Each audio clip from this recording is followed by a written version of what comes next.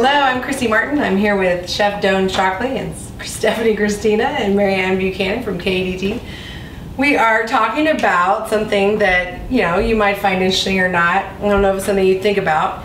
It's New World versus Old World, and some people might not know what that means. Can you give them a little bit better explanation? Yeah, it's a term you hear a lot because most of our wines are very Old World wines. They're made from southern Italy. They're made in the same method that was used for millennia, actually. True. Whereas today in California, they're making wines. They're really making wines there for 50 years or so. So we've got 2,000 years of history versus 50 years of history. So it's a very different whole conception about the way they make their wines. And New World versus Old World is actually, Italy versus anywhere else in the world.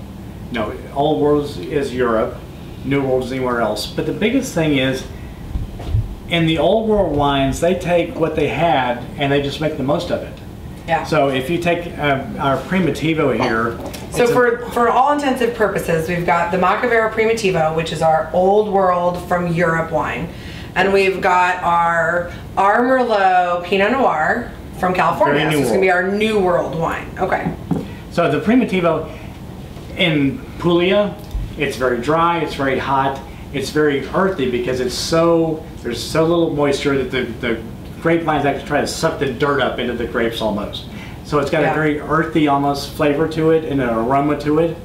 And so but they like that. That's what makes it what it is. In the New World, they would probably irrigate if it's too dry.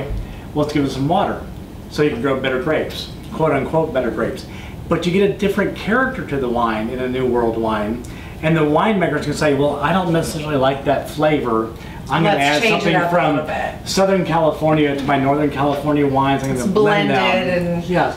So the Old World, we have what we have. Let's make the most of it, and that's what is great about our wines. Yeah. Do you guys? Is that something you look at when you drink wine? Do you go, I want something from California, so that'll be New World? No.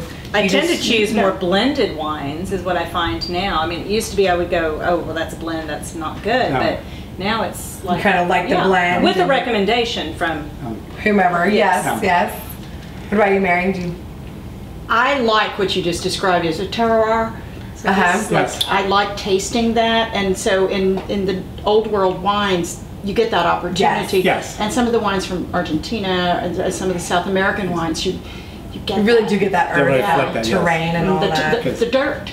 It is you taste the dirt, that earthy. I never knew why. So that makes sense. It makes it fun. And the Old World wines are made to go with food. So it goes very well with, if you're in Puglia, it's probably going to go with seafood. Or if you're in Abruzzo, it could go with lamb or seafood, depending on your red and white. They really do. They don't care what you want. Yeah. They're making the wine for what they want. Yes. For what they're fishing every day and what they're catching or hunting. And that's what it's for. Yeah. Where more New World wines are made for our palates. And what does the market want? Where is everyone's palates? What's what's popular? And so it's a very different. It's amazing. We even have some Old World wineries that do things in a New World style. Yes. We have what's funny, we have two wineries from Puglia. One's called Resta, and they're old school as it gets. They do what their grandfather's grandfather did.